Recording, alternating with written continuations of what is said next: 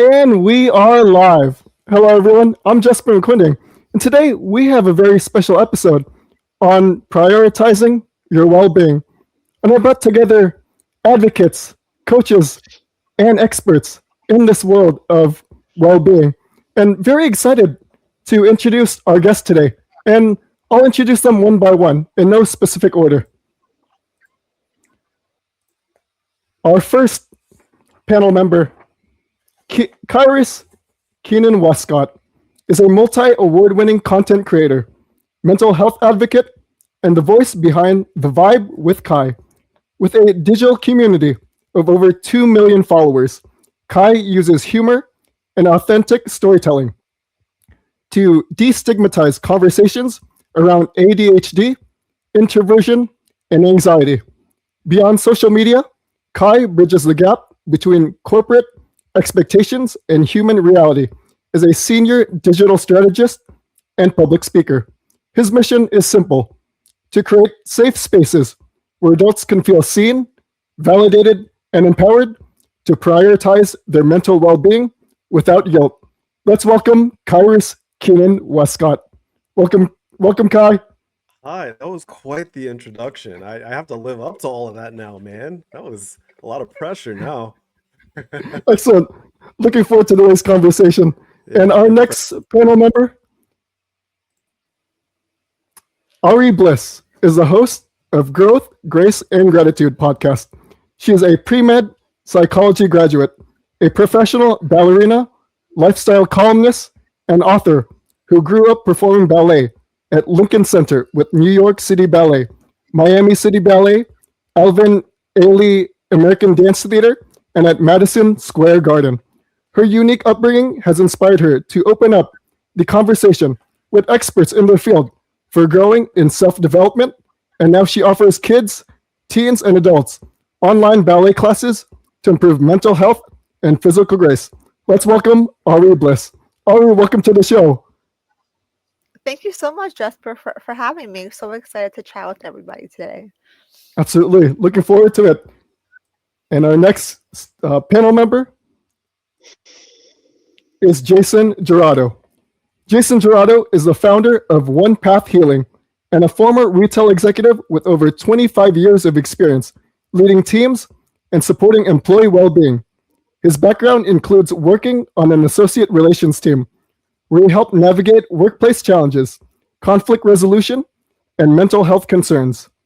Today, Jason integrates neuro-linguistic programming, timeline therapy, hypnotherapy, HUNA, and mind-body practices to help people reduce stress, find clarity, and build healthier relationships with their work and themselves. He brings a grounded, real-world perspective to creating meaningful change. Let's welcome Jason Jurado. Jason, welcome to the show. Thank you for having me. It's great. I'm excited, as everyone said already. I'm excited to join this community and this conversation. And another conversation about mental health is what we need. We always need to get rid of that stigma and just have those conversations. So I'm excited to be here. Absolutely. Looking forward to it. And last but not least, Angela Sycz is the Vice President of People Operations at Counselor Inc., a digital mental health company where she champions workplace well-being and human-centered organizational design with expertise in organizational strategy, talent development, culture design, workforce systems, and AI-ready HR practices. Angela helps remote and digital organizations create environments where people feel safe, supported, and empowered to thrive. She serves on the Senior Leadership Council for Hacking HR, is an active community advocate, and holds advanced certifications in HR, mental health, strategic AI leadership, and culture strategy. Let's welcome Angela Sycz. Thank you for having me. I am so honored. What a talented group of people. And I'm excited to have this conversation about mental health and well-being in the workplace. Excellent. Looking forward to it. And with that said, let's bring everyone on stage. Hello, everyone. What an incredible lineup. And now what I want to do is share some of the research that I've discovered, the data and statistics, and something I discovered from the World Health Organization. And I just want to share this and get everyone's thought from all of you. So, World Health Organization, they've discovered that more than 50% of people say they've avoided conversations about mental health due to fear of judgment or misunderstanding. We just wanted to hear what the first thing in your mind came up for. I Certainly. think there is something about. Oh, sorry. Go ahead. Yeah, I think when it comes to like being aware of the term mental health, there is some kind of stigma around it where people have come from different backgrounds and experiences growing up as children, where societally it wasn't accepted, it wasn't kind of integrated into a lifestyle. So I think there is some kind of fear that is carried into traditions, even where it seems like something out of society and something that's not holistic. But I think once a lot of people are getting into this field these days, especially when it comes to reconnecting back to their childhood, there does seem to be so much deeper awareness coming through where it's like, oh, there's something healing about it when we take the fear out of it and we actually become aware of what it actually means and not to be so fearful about it. Great perspective. Thank you, Ari. Yeah, I'd like to add that I think some of the stigma is around the fact that people often use mental health and mental illness interchangeably, and this is a mistake. We need to identify what mental health is versus mental illness. We all have mental health. It impacts us on a daily basis, our relationships, our working lives, and so much more. Right? But understanding there's a difference and putting that into perspective, I think will be incredibly helpful to getting people to accept that, like our physical health, we all have mental health. And there is a way we can go about prioritizing our care so that we're well. Great perspective. Thank you, Angela. I'll hop in here. You said 50%. That it hits hard, but it's not completely surprising. I'm actually surprised it's only 50%, if I'm being honest. But I think that tells us that half of us are just walking around silently terrified that if we speak up, we'll lose something, right? We start to treat mental health like a liability instead of reality. And I talk to a lot of these high functioning maskers. I'm one of them. These are people that are holding it all together by a thread. And for them, avoiding that conversation isn't about being private, but I guess it's about survival, right? They're thinking, if I tell my boss that I'm struggling with anxiety, will they stop giving me the big projects? Will they think that I can't handle the pressure? And I think that we've conditioned ourselves to believe that professionalism means checking your humanity at the door. So we mask and we over prepare for meetings and we avoid to be found out. And we use these, phrases like, oh, let's put a pin in that, when really we want to say, I'm overwhelmed and I need a minute. So I think that the silence that we're experiencing isn't resilience. I think it's just a waiting room for burnout, if anything. Great perspective. Thank you, Kai. Yeah, and I would just add that I work with a group I'm a speaker for a group called Stop Stigma, Sacramento County, California. And we just did a class the other day, and the leader of the group talks first before we do our talks. And she was mentioning that people wait on average 10 years to seek help for mental illness. Could you imagine if, you fell and broke your arm and you were like, well, I'm going to wait, and you waited for 10 years before you went and saw a doctor? But because of stigma, because of what everyone else in this panel is talking about, people are afraid to go, get support. Something that, I took some notes before getting ready for this, want to be prepared for this great panel. And one of the things about workplace, mental health, it talks about psychological safety, feeling free to speak up, ask for help, make mistakes, and be themselves without fear of punishment or humiliation. And because of all of that, and I think you've all touched on it already, though, people don't raise their hands. People just kind of, suck it up. And Kai had mentioned the word that I'd love to talk about, resilience. And I don't want to go too far. I know we got a long show, but, talk about resilience. And I always say resilient at what cost? I'm a Gen Xer, and we were resilient because we sucked it up.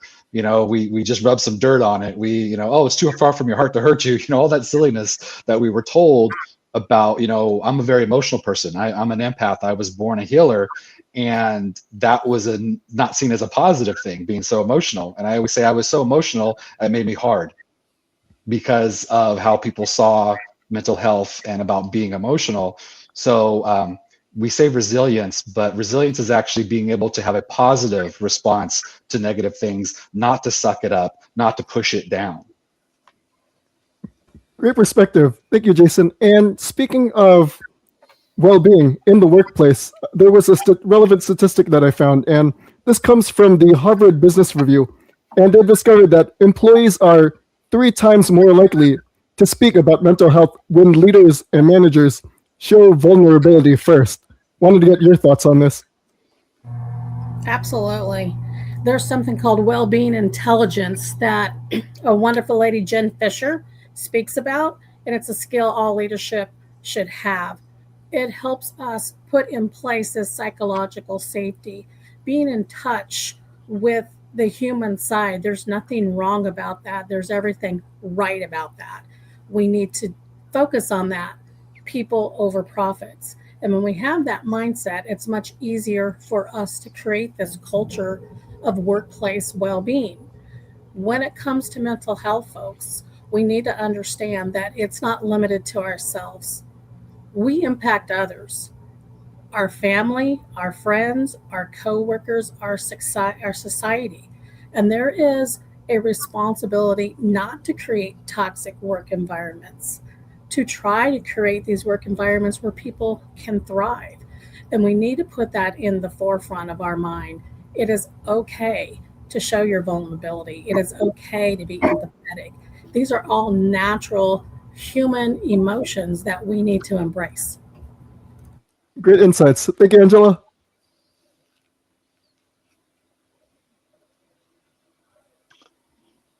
If I could add on to that, something that's so important is that it can't just be words, it has to be deeds.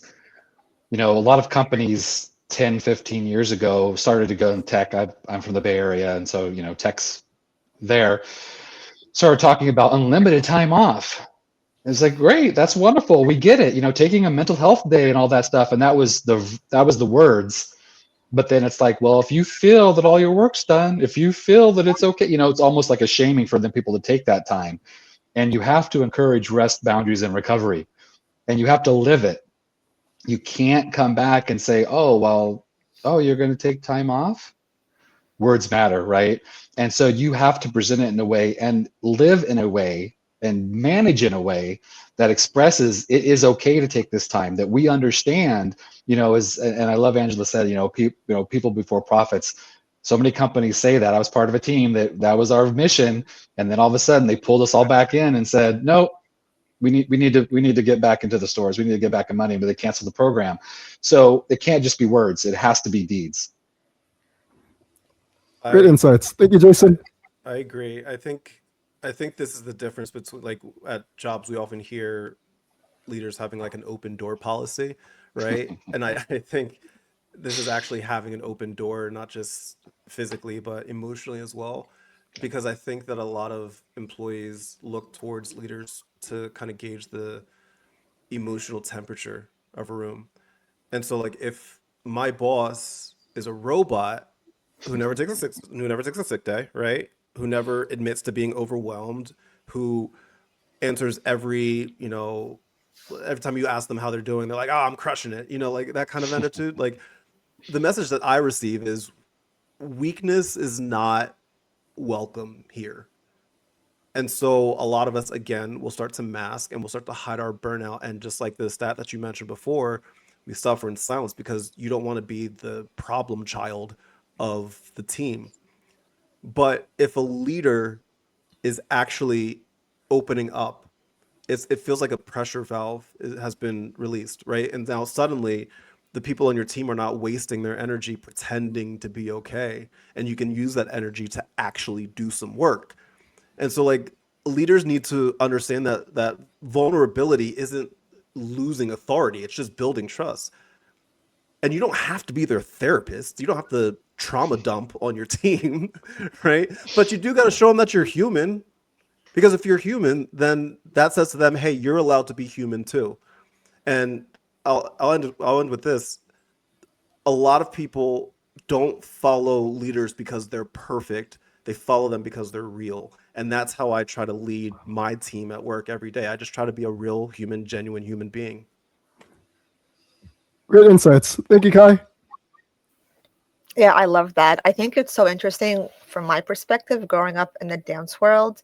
We do have leaders as our, creative directors, creative artists who come in to help us with choreography. And it's like the more they can lead us into creating a safe space, obviously we're able to then kind of merge our own ability to move our bodies in sync with kind of how they're presenting the specific moves and steps and techniques. And I think it is so interesting that when we have that hierarchy in leadership, there does have to be like taking the responsibility in your own hands, and also being a leader means you're kind of leading by example. And how are you showing everybody else the possibilities or the potentials, and also seeing things from other people's perspectives? Because in order to be a good choreographer, for example, you have to know the strengths and weaknesses of every single dancer to kind of put them on the map and give a great performance. So I think there is something about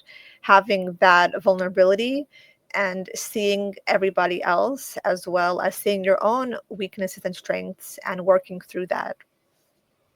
Great insights. Thank you, Ari. And I want to share one more statistic. And this comes from the National Institute of Health. And they discovered that one supportive conversation about mental health, even just one conversation, can reduce stress by 20 to 25%. What's the first thing that comes to mind for you?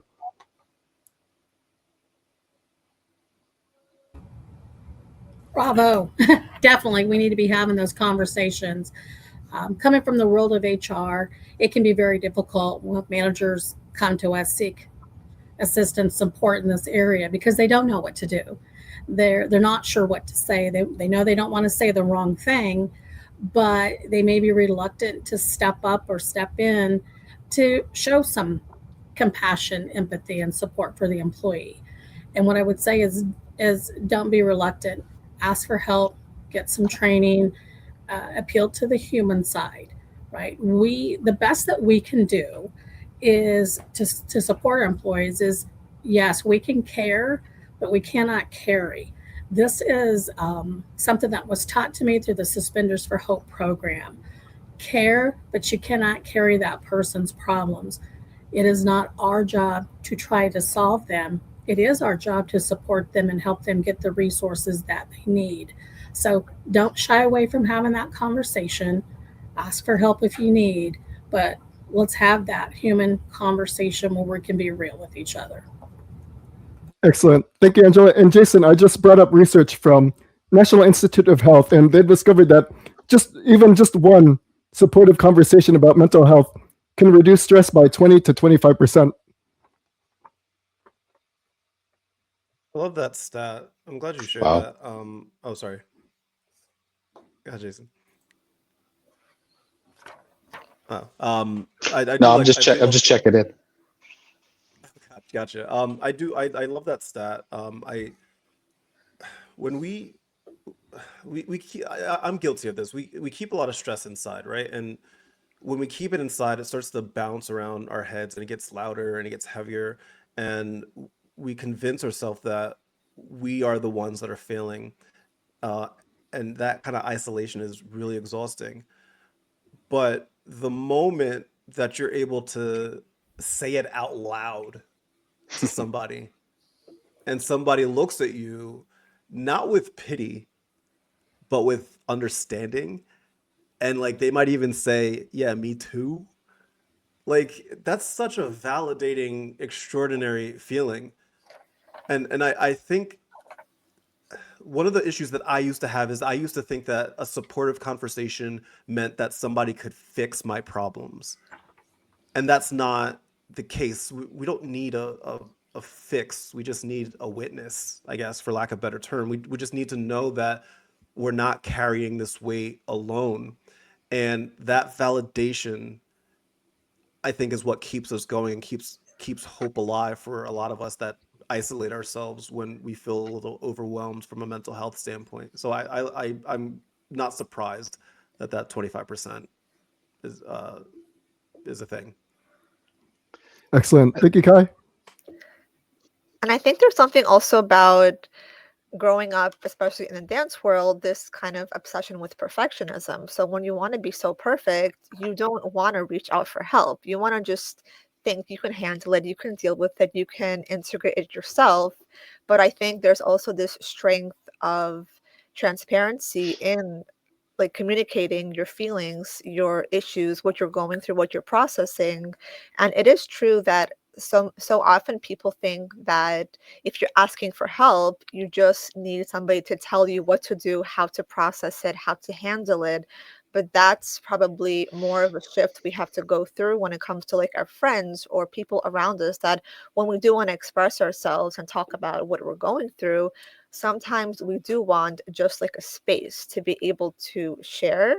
And at other times, we actually do want solution-based results or something to give us, guidance. So there's like different moments that we are, triggered by, and we want different experiences, I think, based on whatever we're going through. Excellent. Thank you, Ari. Jason, any thoughts? Yeah, I think one of the challenges is that in leadership, sometimes you think that you have to be the lighthouse. You have to be the rock. You have to be the stability. You have to, they're coming to me and they're in a moment of, unsure. They're kind of wavering. But if I'm that stability, they can see me as that lighthouse, and I'm giving them that beacon, and no, because then you feel, I think Kai had mentioned that, then you feel like, oh, I'm the only one. I'm the only one that gets it. During my career, I was always a hand raiser. And I raised and what I mean in a meeting, I would ask the questions. I would be the one to say, hey, I don't get this, or hey, I need some help with this, because I knew that most likely 70% of the room didn't get it. But they were afraid to mention it. They were afraid to raise their hand and say that I wasn't sure. I'm not sure what's going on or whatever. I'll figure it out later, or I'll just make it work. More language of that's detrimental to a positive mental health experience just in life. I work with parents of kids that are grieving loss, and I'm like, you don't have to know everything. And I think if you were to tell your kids, I don't have the answers, but let's figure it out together, that'll take you miles ahead in your relationship and in their development. And it's the same way with work. If you could say, you know what, I don't have all the answers, but maybe we can work together and figure it out, or I could partner with you or something, and show that vulnerability.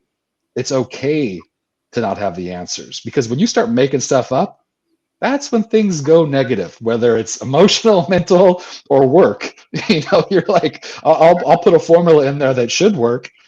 Just get the answer, man. Just take the moment and figure it out. And I think that's one of the big keys is that our roles have to be defined as, we don't have to always be, we could be strong by asking for help. Can I add on to that? Because Yes. I love that you said that you were a hand raiser, because I was not. I was the complete opposite. So like, I was the kid who would rather fail than ask the teacher to explain it again, right? And I think a lot of us brought that habit sometimes into our careers professionally. Again, it goes back to being like a high functioning masker. Like, we convince ourselves that asking a question isn't just seeking clarity, but it's admitting to a flaw, right? In our heads, we're raising our hands, and that feels like we're saying, hey, everybody, look at me. I'm the one person in the room that doesn't get it. Right? We're so scared of being found out, so we stay silent and we just nod along to every meeting, and we smile and we say things like, oh, let's circle back to that. Right? And then we go back to our desk, and then we panic and everything for 2 hours because we're too afraid to ask for help. And so I used to not raise my hand because I didn't feel safe enough to be wrong. And I had to make sure that I created an environment where I don't know is totally a valid answer. Totally a valid answer. It took me forever to totally understand that. Excellent. Thank you, Kai, and thank you, Jason. Let's take a deeper dive into the topic, and let's talk about the timeliness of this discussion. From your perspective, why do you think conversations about mental health feel more important now than ever before? Oh, wow. Look at the world around us. I mean, there's so much happening. It's coming very quickly, right? Very fast. And we often don't have control of those things. They're impacting our lives, but they're impacting our lives in ways that we're not quite sure about because, again, there's a level of uncertainty in the air. We're looking for answers that haven't been maybe fully developed yet. So there is a lot of anxiety. We are concerned. But again, I go back to remember your mental health. It not just affects you, it affects everyone else. Work, we spend a lot of time at work. I think I read somewhere about 45 years, the average work time. And work is a social determinant of health. It impacts our mental, our emotional, our society, our family, our economic. It impacts so much. We do have to prioritize mental health. We do have to make it a shared responsibility so that we have workplaces where we can thrive. It's healthy, and we're not bringing on toxicity and these negative conditions that happen, and then transfer them on to others. It's important that we take a moment, pause, and look at our own culture, where we are, and see what can we do to impact a positive outcome.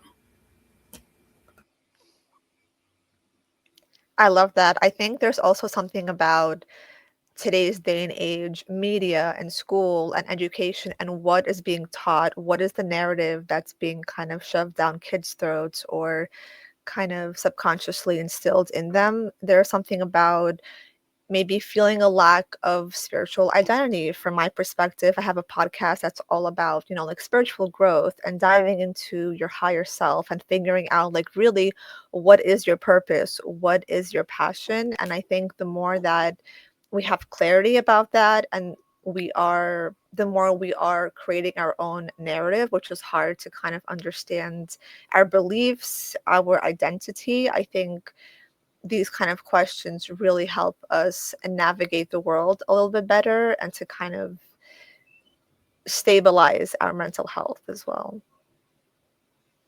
I was just having this conversation with somebody recently, and so I'm glad you asked it, because the person that I was speaking to was older than me. I'm 38, but the person I was talking to was older than me, and they were one of those people that said, when I was younger, we didn't have ADHD. That wasn't a thing, like that kind of mindset, right? Which drives me crazy. You see the gray hair on my face? It comes from that. But I think what I explained to them was that I think that we're having this conversation now because we actually have vocabulary to describe it, right? Like for such a long time, even when I was younger, like we didn't have words like burnout or neurodivergence. Like neurodivergence, how old is that term? It's not old, right? It's not old at all, right? But now we're having that type of talk in our conversations. So we went our whole life calling it, being stressed or being lazy, and we just told ourselves to get over it, especially like if you're a man, right? Just get over it, especially as a black man. Like I was told to just get over it. But now I think that we're such a hustle culture, and it's facade, and it's starting to crack because we spent years grinding and chasing the idea that if we worked harder and we slept less, we would be happy. And we found out that was BS. It's complete BS because that grinding is slowly eroding everything and we can't enjoy our lives. And so nowadays we're shifting from survival mode to actually wanting to live. And that makes me feel very optimistic that we're having these conversations now because we're writing this new manual for adulthood, a manual that we've never had before. I think we're finally realizing that. And I heard this quote, I can't remember where I heard this quote from, and I wish I could find out who said it, but they said that we're learning now that rest isn't a reward for working. it's not a rest is not a reward, it's a requirement. Right. And I think we're starting to learn that now. I love what you're saying, Kai. Same thing, burnout is not a badge of honor. And for whatever reason, that became the norm. You worked night and day, you hustled to get ahead, but it didn't necessarily equate to getting ahead. And people learned that. They learned some of the consequences of burnout. But as our values changed in society, I think we look at work and say, while it's important, it's not who we are. We always would identify, right, with what we do. We've seen what's happened. People can have careers for 15, 20, 30 years, and then they suddenly get laid off.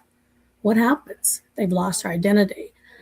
But I think there's been enough change in this world for people to say, hey, work is important, but so are so many other aspects of my life, and I'm not going to identify myself by the tasks that I do on a daily basis. Going back to what Ari said, understanding what our purpose is, our passion, who we are. I like to think of this concept of work-life harmony versus work-life balance. I think of work-life balance as of being forced to make difficult choices. And I did in my earlier career in corporate America, and I'm paying the price now for that. I regret those choices. But I'm in a good spot now where I operate in a world of work-life harmony. And if you're here to disrupt my harmony, guess what? You're not invited. I make choices so that my harmony stays intact, the best that I can control. Again, I can't control everything, but those things I can, I make the best decisions so that I can live that kind of life.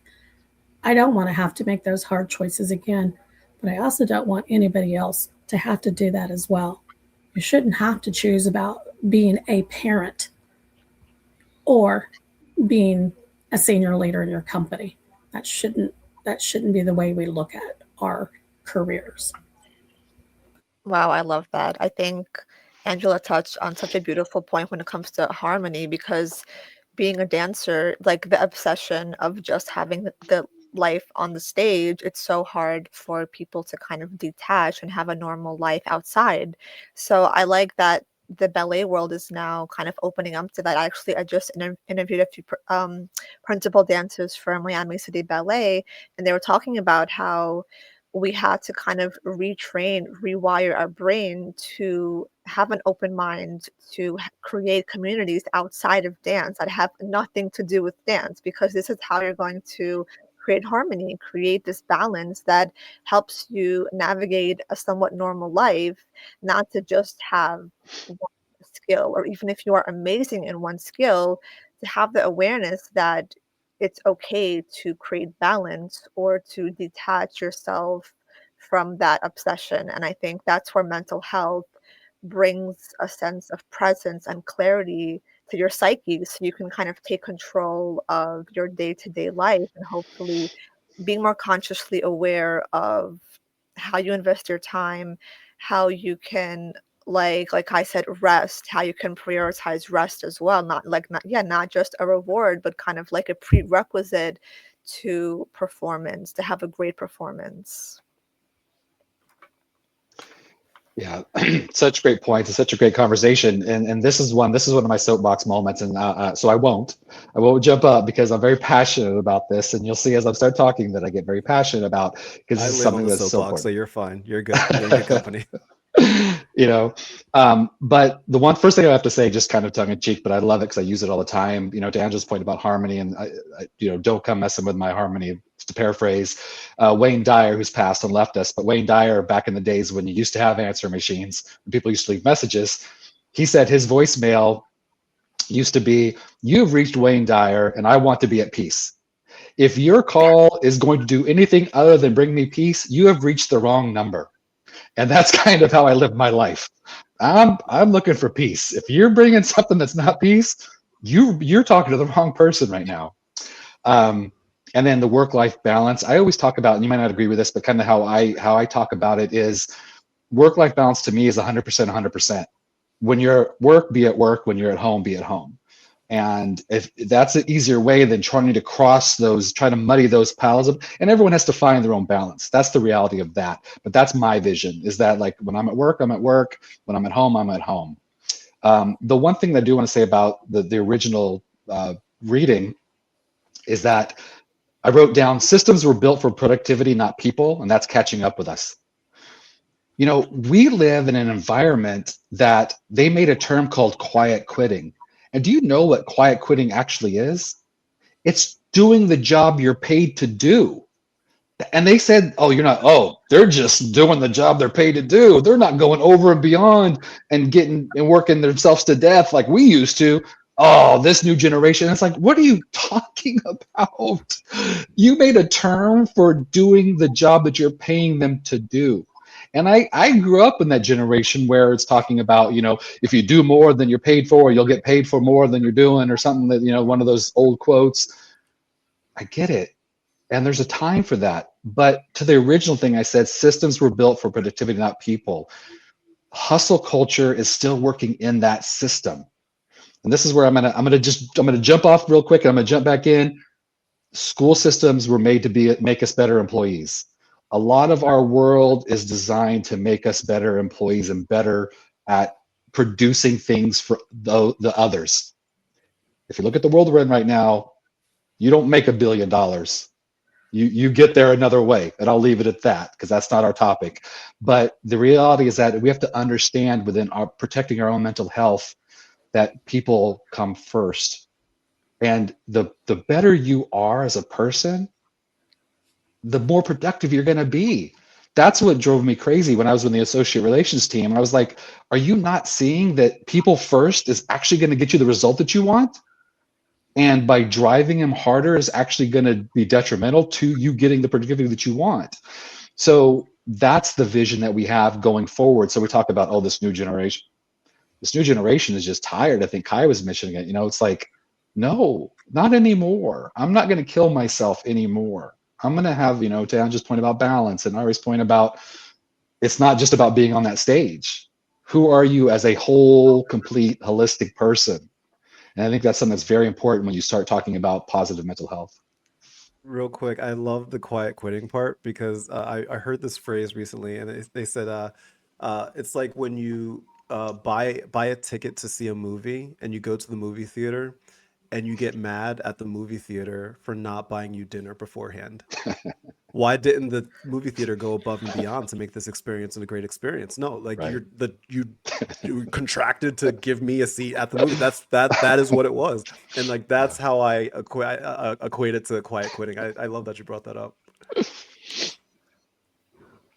Wonderful insights from everyone. And there was a topic that we briefly covered earlier, but I wanted to give an opportunity to share perspectives, insights, and ideas into how we can overcome this challenge. And the question is, why are open conversations about mental health still uncomfortable for many people?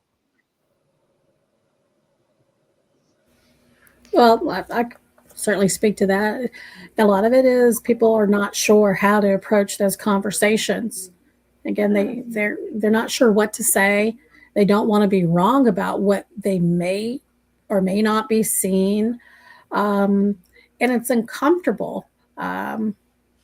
We shouldn't say always, but mostly if we're in touch with our human side, we want to help, but we may not know exactly how to do that. Our work environment or our culture we're in may not be supportive of even having that conversation. So we have to figure out how we can do that. And I would just say we've got to start by being human. Mental health, we all have it. Let's understand what mental health is. It's not mental illness. We make these assumptions that, there's a mental illness epidemic going on and everybody needs clinical care. No, that is not true. We all have mental health. Some of us get by with subclinical care, just support, having a conversation with a trained professional, having our managers trained, leaders trained so they understand what it's about, training our employee population in general, because again, we all have mental health. So I would say be more proactive about it. Don't shy away from it. Don't try to keep it under the carpet, because let's face it, folks, let's look around. It's happening all around us. We're seeing it on social media, we're seeing it in the news. We see what happens. So let's be more proactive to help people early on. Think of it as more of upstream care or preventive care. I love that Angela mentioned being proactive. I think that's exactly right. It's like, how well are we personally able to adapt to change? We have to kind of figure out ourselves, like, obviously nobody likes change, and going on this mental health journey can be the biggest change of your life if you've never had this kind of support or awareness within yourself. And I think being open to that potential mindset shift is going to change how you work, how you navigate your whole lifestyle. So it is a responsibility that you take upon yourself, and it's accountability. Like, how are you able to become aware of that? And also, I think so many empaths are also on this journey of being service to others, and you have to also first be service to self in terms of, like, how can you manage your mental health without feeling that you are being too selfish. It's kind of the first step of loving yourself, and the first step of coming back to yourself is to take that responsibility, and to then, yeah, you can totally be of service to others when you're able to stand strong for yourself first. Can I answer this from the perspective of just manhood? Because I think I want to talk about, like, the alpha bro culture that's out there, right? It's freaking loud, and it's this culture that's screaming that emotions are a glitch, right? Like those guys that are like, if you're not waking up at 3 a.m. to do an ice plunge, then you're not dominating your mindset. Like, you're feeling like that kind of stuff. It makes me sick to my stomach. They treat they treat vulnerability like it's a target, right? Like, mental health to them, it's a character flaw, and they're convinced that a lot of people that you were talking about empathy, they convince a lot of people that empathy is soft, and that grinding is the only valid state of existence. So, from a man's perspective, a lot of times we stay quiet because we don't want to be seen as the beta. We want to be seen as the alpha. We don't want to be seen as the beta who couldn't take the pressure, like all this stuff. But, like, let's be real. I think that ignoring your own needs is not a strength. I think it's insecurity. I think it's insecurity with a very good PR team. That's what it is, right? I think that real strength is looking at your chaos, freaking owning it, and not pretending like it doesn't exist. And these alpha bros do not take that approach ever, and it's gross and it's disgusting, and I hate every second of it. Agreed. Prioritizing your self-care is a very kind and generous act that not only you can show yourself, but you can extend to others. And we should normalize that. We are human, but for some reason, to your point, Kai, we want this alpha approach that you're somehow just not subject to all the human emotions and conditions and things we go through. That is not possible. It is not possible. We're all going to have these maybe tiny traumas in and out of our lives, right? At some point in time, we're all going to experience the loss of a loved one and know what that feels like. Are we able just going to put on a smiley face and just keep plowing on? You might for a few minutes, but I tell you what, you're going to suffer that on the backside, and that's going to impact more than yourself. So we need to normalize being human again.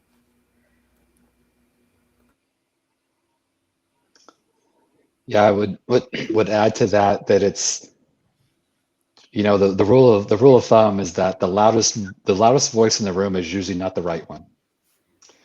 If you think you have to shout your opinion, there's something maybe you should look at your opinion about, or what you're trying to sell. And that's what happens with these people that, you're not right, you're just loud. and you're just you're in people's faces, and people but then the problem is then that as humans we start to go, wait a minute, yeah, I feel this way, but you're under influence, and we're all under influence, but it's what you do with it that's so important. I just real quick, I know we're getting on the backside here, but talking about the male thing and all that, I tell people that I'm like, you have to understand, I was born a healer. I was born really emotional. I had to stuff my emotions away. I'm a poet, I'm a writer, but then I got into martial arts and I enjoy that aspect too. And I'm a combat veteran Marine, and I love my brothers and sisters in the Marine Corps. And I've gone through that. I've been in some really tough places, but I'm well-rounded and I'm balanced. So I can speak to it. You can't tell me, well, you don't understand what it's like to be a tough guy. I've been in some of the toughest places on this planet. Trust me. Or you don't understand what it's like to be emotional and be this person. I'm a poet. I was the most emotional person in the family. So I get that range. And I think that's the thing, is that we have to stop looking at these absolutes. And that's what happens when that's why these conversations around mental health are so challenging, because you have these camps. Well, it's got to be all this, or it's got to be all that. And it's like, it can be all. It can be both. You can show up one day and be a tough, strong person. My mom was a silent sufferer. My mom was very quiet and very just kind of did her own thing. And she fought cancer for almost 15 years and beat it like 3 times. So, but she wasn't loud. She wasn't in your face. She just was, she was just strong, and she had that strength. And I was blessed to be around a lot of strong women in my life and strong men. And so to see that balance, so it's about balance. I think that's the key. But to the question, I'll leave it with this, and why these conversations are still uncomfortable. And this is the quote: "Silence became protection, and it's hard to unlearn." Great insights from everyone. And in moving forward, the next question I had is, what are steps someone can take to better protect their mental health? I would say prioritize your self-care for one. And even before that, take a step back and understand what mental health is. As we've already said, understand what mental health is versus mental illness. Prioritize your own self-care. Going back to what Ari said, understand your purpose and your passion. How can you tie that into your everyday living in your world? Self-care looks different for everyone. For me, I spend a lot of time volunteering for causes that I believe in. And that is one of my chosen forms of self-care, along with exercise and nutrition. So again, it's very different for people, but I would suggest you start in those areas, and also think long and hard about the well-being of the culture you work in and how you can influence that. Because we spend a lot of time there, folks, and it has one heck of an impact on our lives. So don't be afraid to speak up. I love the self-reflection that Angela said. Yes, it literally starts with self-reflection, and it just takes the smallest step. I think building consistency through joy, through the inner child, is what really helps me kind of stay grounded. And it's like, even like, I have dance classes, and I teach kids every day, and sometimes it's online. So it could be like just the simplest thing, just to offer like a fun variation or a fun class to get the body moving. This somatic therapy is also healing, and it's also giving the permission to just move at your own pace and to find gratitude in those moments that you're able to move your body and you're able to express yourself through movement. It is so simple, but at the core, it's freedom, it's grace, and it's forgiving yourself for any time you self-abandoned yourself.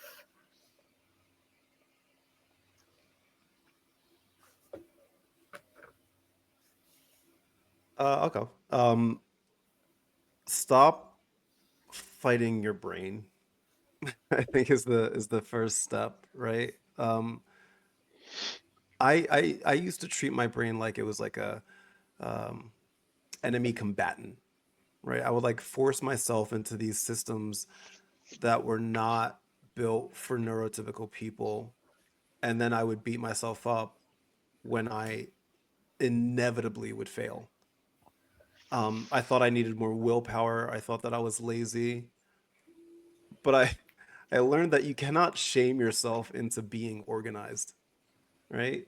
So when I say things like stop fighting your brain, all that means is just accepting that the normal advice or the standard advice might not work for you, and that's okay, right? If having a planner makes you anxious because if you miss a day, then you feel guilty, like throw the planner away. It's okay. Like I'm one of those people sometimes like I hate doing my dishes, so I'll purposefully use paper plates purposely because like it's just I'll just do that because it's a guardrail for me. I think that the next step that people should take is stop looking for a cure for how we think and just start building like these guardrails that actually hold up when our impulses are telling us to like take a nap or whatever it may be. Like we just have to find systems that speak our language and stop trying to learn a language that we were never meant to speak. You're not broken because you do things differently, right? You just got to find what works best for you and just roll with it and go with it. It's totally okay. I love that. And I'll say this, emotions aren't bad. Emotions are signals. Emotions are telling you there's something that you need to look at.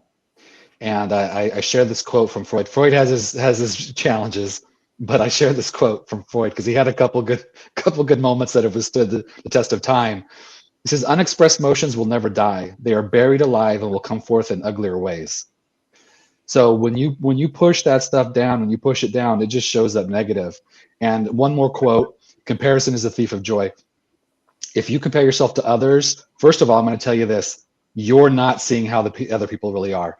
If you look out, we have this social media world that everyone puts on their best, their best airs, and they show all the great stuff. They don't show you the down times.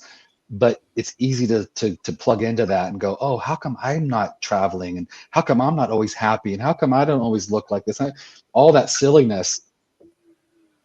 Be comfortable in your own skin. Easier said than done. I get that. But what I said about emotions, that's very important when it comes to this mental health journey. Understand they're trying to tell you something. And even the ones that you think aren't good for you, they're part of you. And I have a trainer that says welcome. He says whenever you have a somewhat negative emotion that you don't understand, know that it's part of you and just welcome it in and say welcome, welcome, and try to figure out what it's trying to tell you and look at it from that viewpoint, not just push it away. And living that life, Kai was talking about working with your brain and just trying to, it doesn't work, but being present in the moment can help you and it's that first step on this journey because it's a journey, it's a lifelong journey. And that's a great first step. Wow, this has been an incredible conversation. As we wrap up, what is the best way for people to reach you should they want to learn more about you and the work you do? Well, I'm on LinkedIn and I'm also with Counselor. That's Angela at Counselor, COUNSLR.com. Feel free to reach out to me. Happy to connect. My podcast, Growth, Grace, Gratitude podcast. We also have ballet YouTube called Ballet Daily and Instagram, Growth and Grace Mindset. You can find me on social at The Vibe with Kai. Pretty much on any platform, just type it in. I'll probably be there. And you can also visit my website, thevibewithkai.com, and I wrote 3 books about ADHD for adults. So check it out. And also, Jason, thank you for your service. Thank you. Appreciate it. Yeah, and my company is switching from One Path Coaching to One Path Healing to be really true to who I am. But you can reach me at onepathhealing.com or onepathhealing@gmail.com, and I'm on LinkedIn as well under Jason Jurado. So feel free to reach out, and I love to talk to folks. So I'd love to hear from you. Excellent. And before we go, what is your final piece of wisdom for our audience?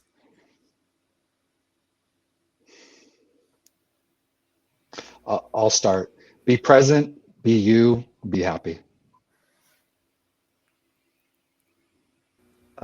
Mine is a quote from the musical Hamilton. It's from the song Wait For It. And Aaron Burr sings, "I am the one thing in life I can control." And I love that line because it's true. Focus on the things that you can control. There's so much out of our control. Angela, you were talking about all the stuff going on in the world right now. There's so much out of our control. Focus on the things you can control, which are you and your actions and how you process things in a healthy way. I think focus on not being rushed if you can. Love yourself, love your triggers, love the integration of it all, because this is how you integrate your shadow self and become friends with part of yourself that you might have never seen before, never accepted before, maybe never even felt comfortable to be around before. But that's how you make friends with your new self, and you'll be more comfortable in your own skin. You'll be more comfortable accepting your emotions, and hopefully you'll be better reflected outward in the universe, where you'll also be able to align yourself with your passion, your purpose, and your joy. I think for me, it would be your mental health matters. So prioritize your self-care, invest in yourself, because again, it's a very generous and kind act that not only you can do for yourself, but for others. Excellent pieces of wisdom. To everyone out there, please feel free to share these conversations with those who would benefit from it. And again, I'd like to thank our panel, Angela Sycz, Kyrus Keenan Westcott, Ari Bliss, Jurado. This was an incredible panel. And to everyone out there, thank you for tuning in. I'll see you in the next episode.